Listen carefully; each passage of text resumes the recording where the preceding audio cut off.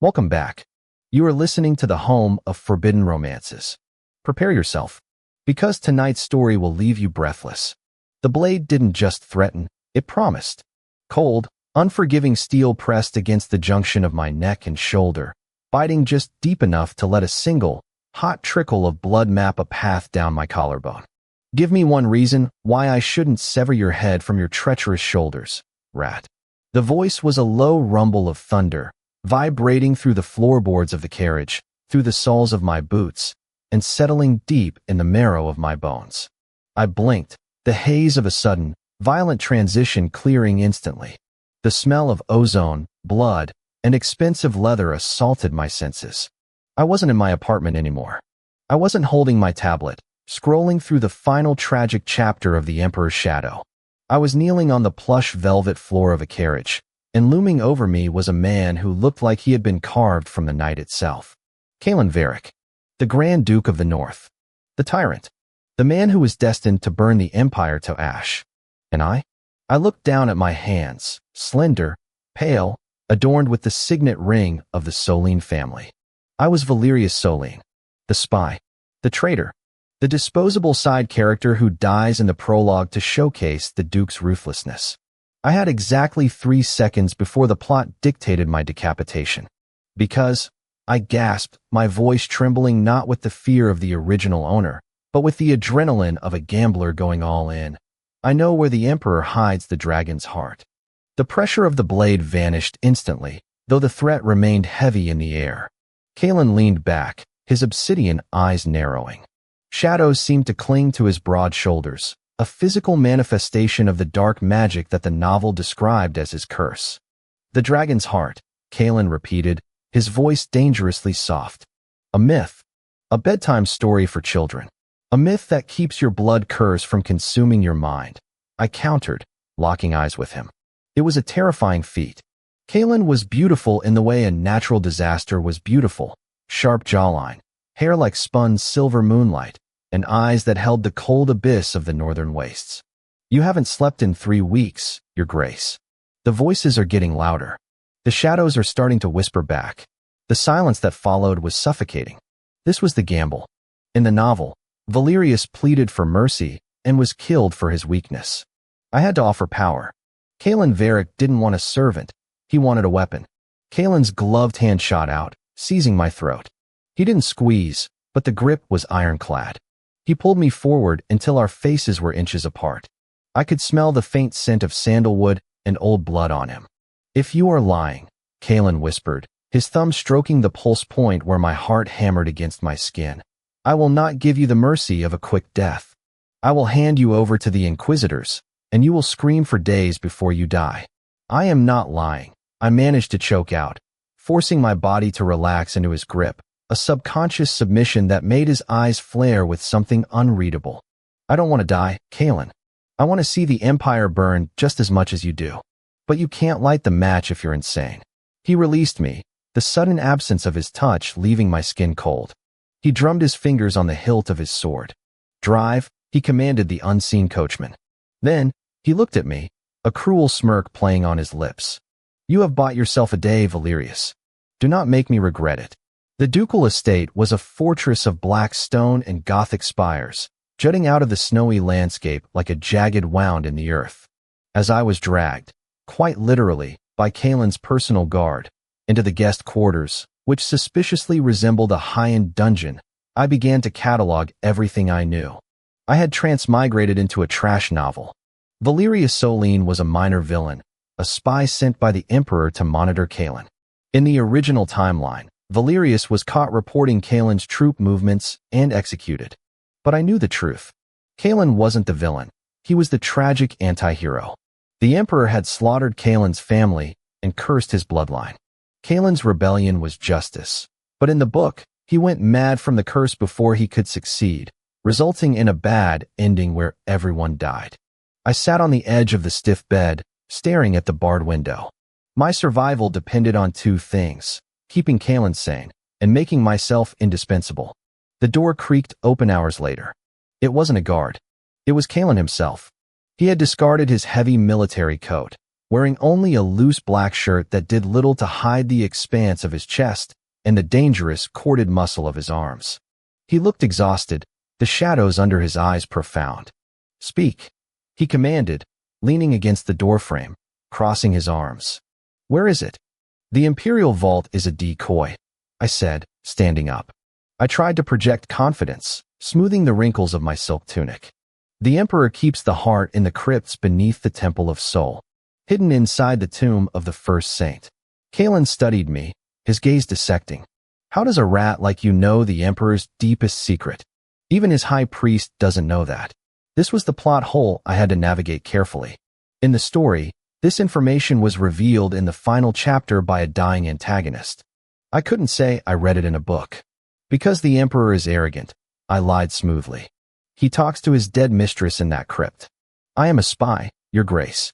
I make it my business to be where I am not supposed to be." I heard him. It was a flimsy lie, but plausible enough for a man as paranoid as the Emperor. Kalen pushed off the doorframe and stalked toward me. The air temperature seemed to drop 10 degrees. He stopped right in front of me, his height overwhelming. I had to crane my neck to look him in the eye. "You are a spy," Kalen agreed. "Which means your loyalty is to the highest bidder." "My loyalty is to my life," I corrected.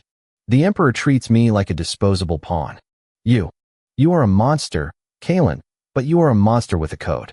I'd rather take my chances with the wolf than the snake." Kalen laughed, a harsh, grating sound that lacked any mirth. "A wolf," he mused. He reached out, his hand cupping my jaw, tilting my head back. His fingers were calloused, rough against my smooth skin. "And what are you?" "A little rabbit offering himself up to be devoured. If devouring me cures your headache, then yes." Kalen froze. The curse caused excruciating migraines, a detail only the reader knew. His eyes widened slightly. "You know about the pain." "I know a lot of things." I took a step closer, invading his personal space. "It was a calculated risk. I know that the shadows scream at you when the moon is full. I know that you feel the cold even when you sit by the fire. I can help you, Kalen." "How?" The word was barely a breath. I reached out, my trembling fingers hovering over his temple. He flinched, his hand flying to his dagger, but he didn't draw it. I pressed my fingertips to his skin. I wasn't a mage, but Valerius's body had a high affinity for spirit energy, a useless trait in a warrior society, but essential for a conduit. "Close your eyes," I whispered. I focused on the sensation of the curse, the static electricity buzzing under his skin. I couldn't cure it, but I could ground it. I imagined myself as a lightning rod, drawing the excess chaotic energy from him. Kalen groaned, a sound deep in his throat that sent a shiver straight down my spine. His heavy eyelids fluttered shut. For the first time, the tension in his shoulders dropped. He leaned into my touch, his forehead resting against mine, his heavy breaths fanning across my face. We stood there for a long time, the dangerous tyrant and the doomed spy, sharing breath in the dim light of the dungeon. It was intimate. Far too intimate for two men who were enemies hours ago. "You are useful," Kalen murmured, his eyes still closed. "That is dangerous for you." "I like danger," I replied softly. He opened his eyes. The obsidian was clearer now, the red rim of madness fading slightly. He looked at me with a new intensity, a hunger that had nothing to do with food or murder. "Then you shall stay by my side," Kalen declared, stepping back, but keeping his gaze fixed on my lips. "Not in the dungeon. In my chambers. If the shadows return, you will chase them away. And the Emperor? Let him come," Kalen sneered, the arrogant duke returning in full force. "With you in my bed. I mean by my side. I will tear his empire apart brick by brick." The slip of the tongue hung in the air, electric and heavy. I smirked. "As you wish, Your Grace." Life at the Varick estate was a game of chess played on a board made of thin ice. I was moved into the room adjoining Kalen's master suite. The servants whispered. They called me the Duke's whore behind their hands. I didn't correct them. In this world, being the Duke's whore was safer than being the Duke's prisoner. Over the next month, I made myself indispensable. I reorganized his logistics, finding corruption in his supply lines that he was too busy to notice. I drafted letters to wavering bannermen, using my knowledge of their secret scandals to twist their arms into loyalty. And every night, Kalen would come to me. It started as a necessity. The headaches would blind him, and I would soothe the pain with my touch. But it evolved. We spent long hours by the fireplace, drinking wine that cost more than my former life's rent, discussing philosophy, war, and the nature of power. I saw the man beneath the monster. Kalen was lonely. He was a man crushing himself under the weight of a destiny he hated. "Why do you stay?" he asked one night. The blizzard was howling outside, rattling the stained glass windows. He was lying on a chaise lounge, and I was sitting on the floor beside him, reading a report. His hand was absent-mindedly playing with the hair at the nape of my neck. "I told you," I said, not looking up. "I want to live." "You could have fled," Kalen said. "Last week, when we were in the capital, you had the chance." I paused. I had. But the thought of leaving him to the madness that would eventually consume him, had made my chest ache. "I think," I said slowly, turning to look at him, "that I have grown fond of the wolf." Kalen's hand stilled. He sat up, the movement fluid and predatory. He took the report from my hands and tossed it into the fire. "Valerius," he growled. He pulled me up, dragging me onto the chaise with him. His mouth crashed onto mine. It wasn't a gentle kiss. It was acclaiming. It tasted of wine and desperation. He kissed me like he was drowning, and I was the only air left in the world. I responded with equal fervor, my hands tangling in his silver hair. This was the forbidden love the intro promised. The spy and the traitor. The tyrant and the rat. When we finally broke apart, breathless and flushed, Kalen rested his forehead against mine. "You are mine," he whispered possessively. "If you ever try to leave, I will burn the world to find you." "I'm not going anywhere," I promised. But promises in this world were made to be broken. The turning point came 2 weeks later at the winter solstice ball.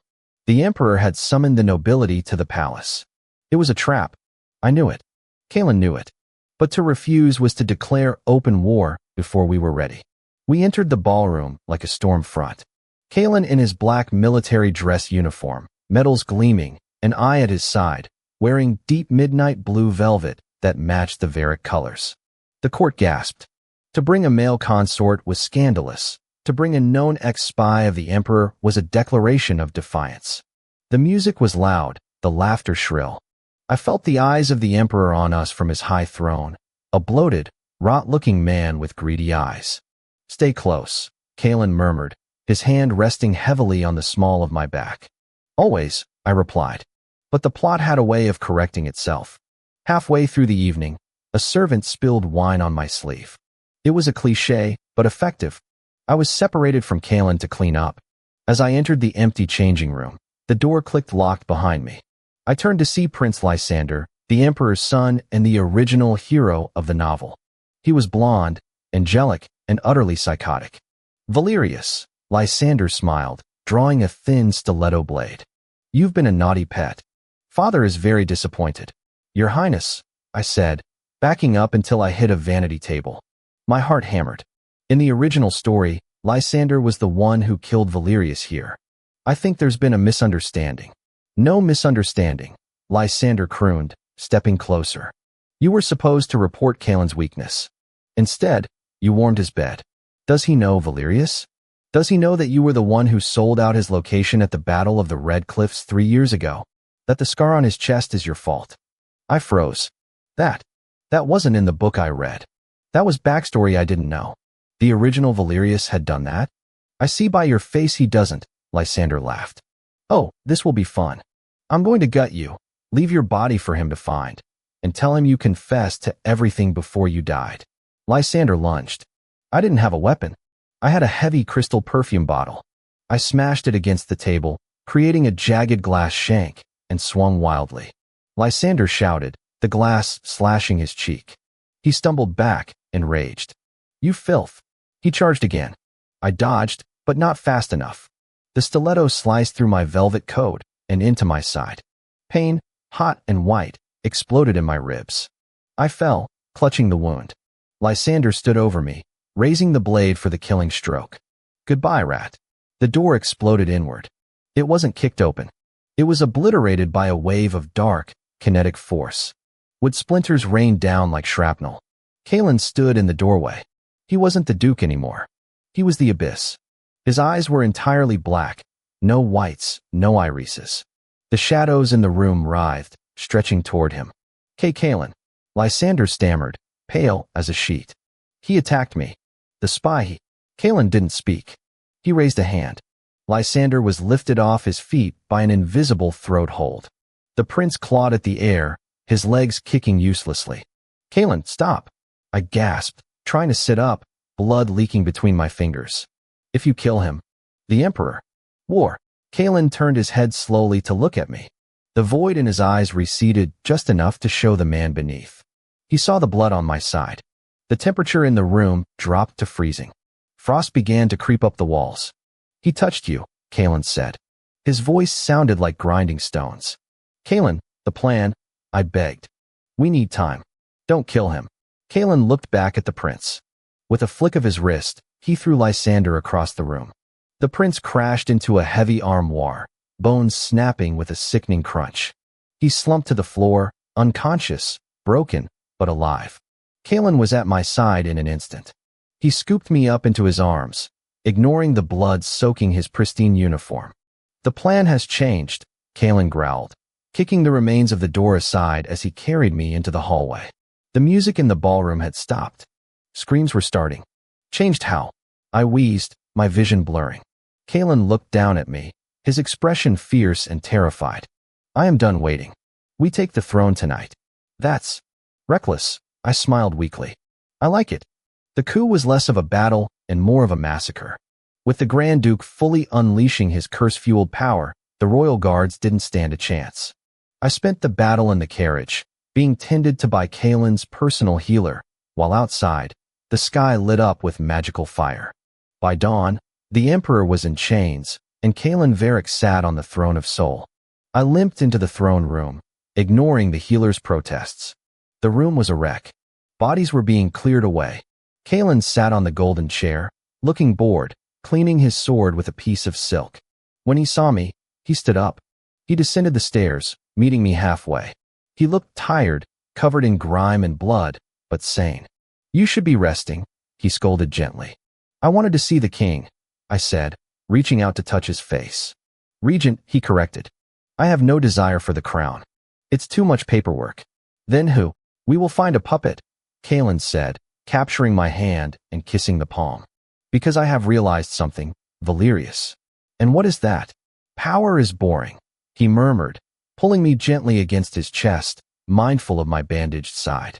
The only thing that quiets the shadows is you. So, I am a glorified sleeping pill? I teased. You are my anchor, Kalen said, his voice dropping to that dangerous, possessive octave. You are the only reason this capital isn't a crater right now. You claimed you wanted to cling to me to survive, Valerius. Well, you succeeded.